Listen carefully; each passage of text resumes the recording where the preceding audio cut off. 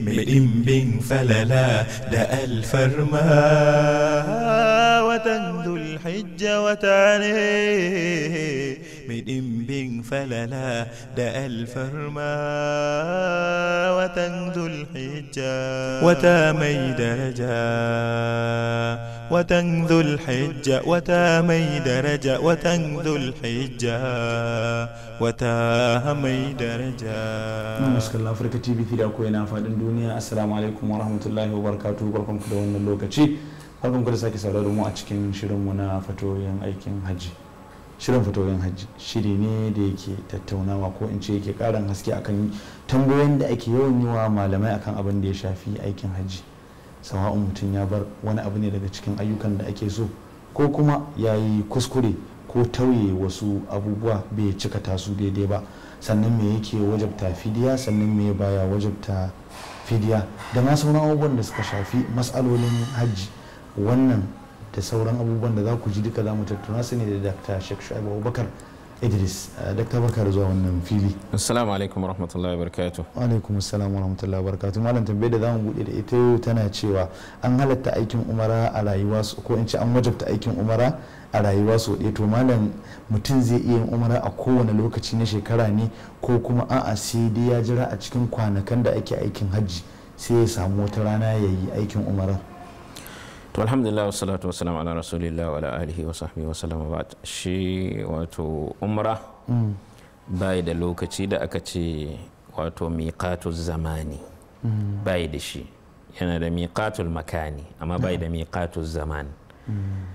Bai da lokaci da aka ce watanni ne kaza ake aikin umra. Saboda ka aikin umra a iya yin shi dukkan shekara, duk lokaci a shekara ana iya aikin umra.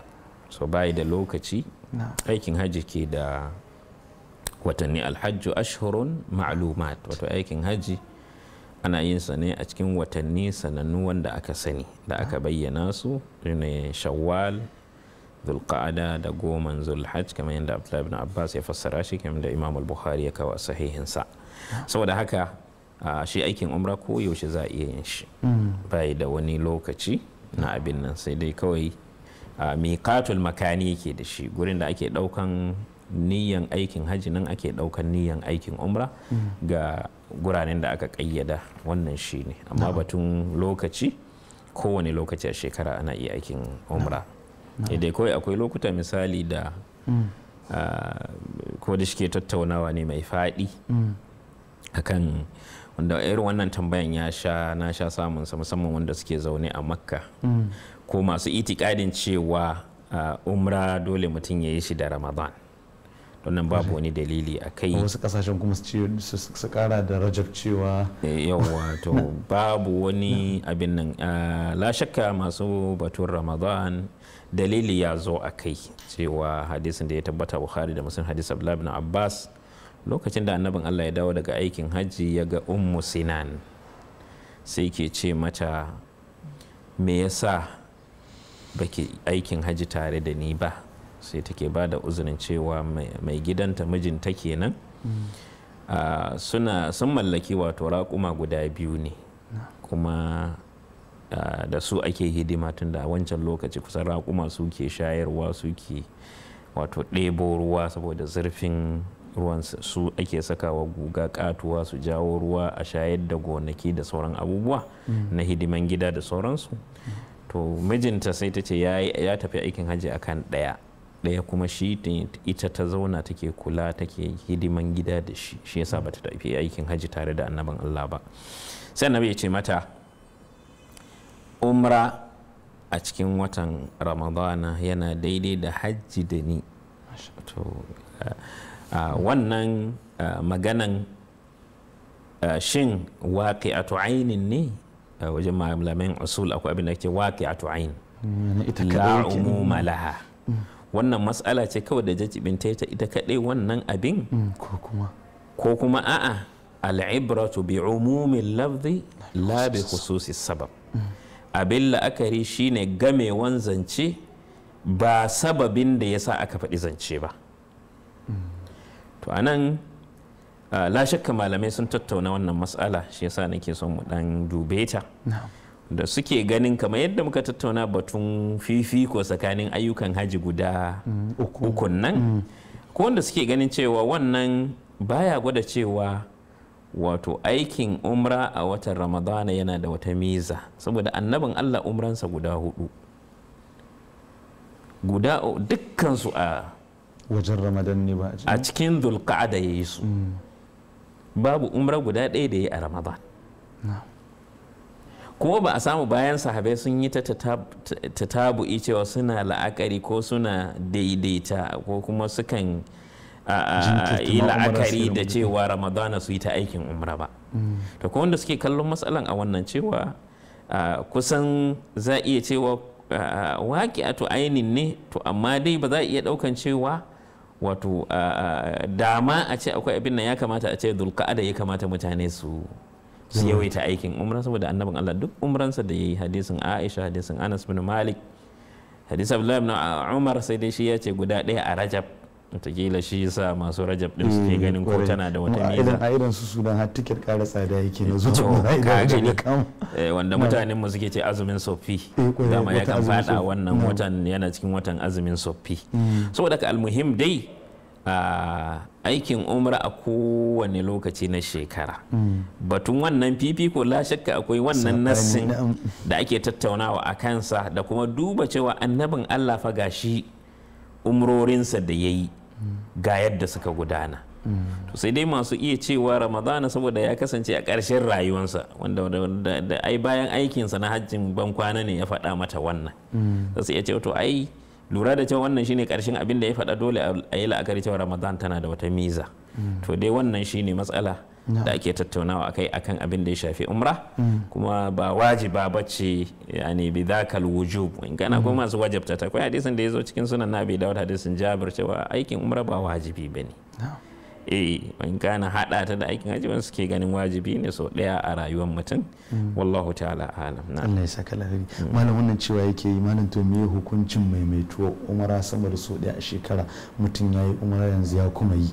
Wannan ya tuna min da wata tambaya kuma da take cewa yanzu cikin abin da mutane suke yi shine a zuwa hajji sau daya, a ko in ci a tafiya Saudiya sau daya, sai mutum ya umara 10, 5 ya je ya dan yi saisayen shi dan kadan rabi, nan ya yi saisayen rabi, ya gama ya aski, sai katar da a hawa jirgi ɗin mutum ya umara 7 ko 8 kafin ya dawo gida.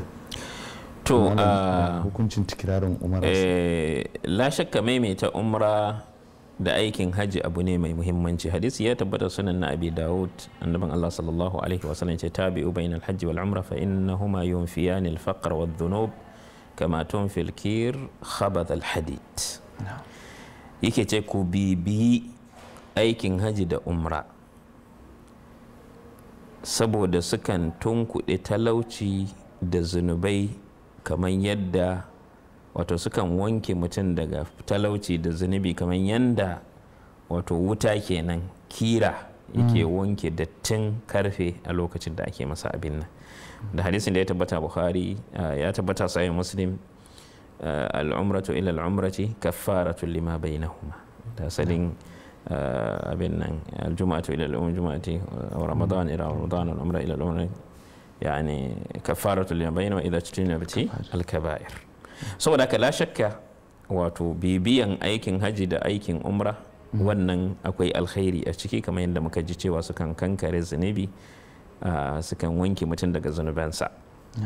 To a nan shin bibiyan da ake bukatar nan, shin idan mutum ya yi tafiya ɗaya ya rinka yi, ko kuma a'a ya dinga tafiya daga kasansa zuwa ake nufi, kamar yadda wayansu suka yi la'akari misali na wannan maimaitawan. Da shika mas'ala ce da malamai suka tattauna ta. Shin idan na tafi aikin haji na kammala, ina zaune a Makka, zan iya maimaita aikin umra? In je Tan'im in ɗauko umra, in shigo in zo in yi ɗawafi, in yi umra in sauke, ɗan kwana 2 in sake fita hillu in ɗauko in shigo? Shin wannan ya halatta? Akwai malamin da suka halatta shi, akwai zubin ba suna cikin wanda suke ganin ba laifi. Lura da aikin Aisha, hadisin da ya tabbata Bukhari da Muslim, bayan kammala aikin haji ta matsa cewa ita ba zai yiwu a ce sauran matan annabin Allah da sauran mutane sun koma da aikin haji da umra, ita ta koma da aikin haji kaɗai ba. To shine annabin Allah ya ce to ya haɗa ta da wanta ko ɗan wanta Abdurrahman bin Abubakar cewa su tafi Tan'im ta ɗauko umranta ta zo ta sauke sai ta riske su sai su wuce. To shine masu maimaita umra a lokaci ɗaya tafiya ɗaya sukan kafa dalili da irin wannan. Masu hanawa kuma suka ce kusan wannan ba a samu sahaban manzon Allah sallallahu alaihi wasallama sukan yi irin wannan maimacin ba. Cewa mutum ya sauke ya yi ta zuwa yana ɗauko umra yana shigowa, yana ɗauko umra yana shigowa. To lura da waɗannan abubuwa suke ganin cewa wannan ba sunna ba ce. Wancan hadisai ba suna nufin irin wannan na kana cikin makka kawai ka rinka maimaita umra ba. To wallahu ta'ala alam, masalan akwai yalwa hakikatan ba zan iya cewa haramun ne mutum don ya yi haka ba, amma na fi tafiya akan na fi nutsuwa cewa mutum ya takaita akan cewa ya yi umransa na aikin hajjinsa ya wadatar da shi. In ya sake koma wata shekara kuma yana ƙara irin wata umarar baya. Wannan shi ne saboda me idan aka buɗe wannan kofa gaba ɗaya za a iya soke tamattu'i da ƙirani. Saboda idan na san cewa ina da dama bayan sauke aikin hajji na zan yi umra, to dama ai abin da yasa aka ce in yi yanka saboda wannan tafiya guda ɗaya da na haɗa aikin hajji da umra ne ya wajabta. To shikenan tunda yana zai wafara min kuɗi na, to kawai in yi ifradi mana, daga baya kawai sai yanzu in na sauka sai na yi umra. Wannan babu yanka kamar yadda Aisha take ba tare da, wanda Imam Bukhari ya faɗi wannan cewa ta yi wannan ba tare da an lizimta mata yanka ba, saboda ba ta matu'i ba ne, saboda wannan ya aikin umran ya zo bayan aikin haji. So daga wallahu ta'ala a'lam, na ganin kamata ya zama cewa a samu tafiya ce mai zaman kanta ta umran idan mutum yana son yayi. To amma da zaran a ce ya soke aikin haji da abin nan kawai ya dinga ta yin umara ya to zai iya bude wata kofa ta yani dhi'af an-nufus ce to shikenan tunda akwai wannan dama to ba sai na yi tamattu'i ko na yi kirani ba, kawai zan yi ifradi da na gama sai ya zama na cewa zan ɗauki wannan. So wannan dai fahimta ce kamar yadda na faɗa, ba na soke wancan ba saboda gaskiya akwai malamin da suka tafi a kai. Wallahu ta'ala Allah ya saka da dakta. Mai tambaya ta gaba cewa yake yi malam mutum ne ya je aikin hajji sai ya bar wasu wajibabbu kamar guda biyu haka, kamar cewa bai yi ihrami daga miƙati ba sannan bai yi kwanan Muzdalifa ba.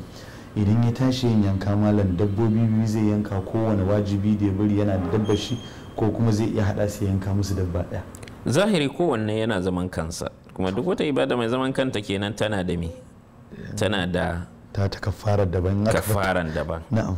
Kamar da a ce misali jifa ne. Na'am. Misali ya yi jifa yau ya jefi duwatsu 5, kaga akwai nakasu, washe gari ma haka ya samu wannan nakas din. To za mu iya cewa a hada a yi yanka guda ɗaya tunda nau'in ibadan iri ɗaya. To amma in ya zama na cewa ibadun daban-daban suke, kamar yadda yake kisan kai, idan mutum ya kashe mutane lokaci ɗaya duk yawansu kowa yana da kafara mai zaman kansa. Misalin accident driver ya yi, mutum 5 suka mutu a mota, kowa sai ya masa kafaran wata 2. Ba za a ce tun da kisa lokaci ɗaya ne in yayi wata 2 shi kenan, in yayi ɗaya shi kenan ya wata da kowa yana zaman kansa. Kamar Ramadan, idan wanda ya jima'i a rana ɗaya ya yi so 10 a cikin Ramadan, kafara ɗaya ne saboda rana ɗaya ya ɓata. Amma in yayi yau washe gari ya sake yi, to kafara 2 ya yi saboda kowace rana tana zaman kanta ne. Wannan shi ne. Barin ɗaukan ihrami a miƙati abu ne mai zaman kansa. Kin kwanan Muzdalifa yawwa shi ma abu ne mai zaman kansa, ba da ka kowanne fidiyarsa daban. Wallahu ta'ala. To Allah ya saka da tambaya ta goma dai akan fidiyar ce, amma za mu ji hutar bi lokaci idan muka dawo sai mu dora akan ta. Yawan masu kallo ku yin sa da akwatin talabijin ɗin ku, za mu tafi hutar bi lokaci. Idan muka dawo za mu dora akan wa'annan tambayoyi sai mun dawo. وتامي درجة وتنذو الحجة وتامي درجة وتنذو الحجة وتامي درجة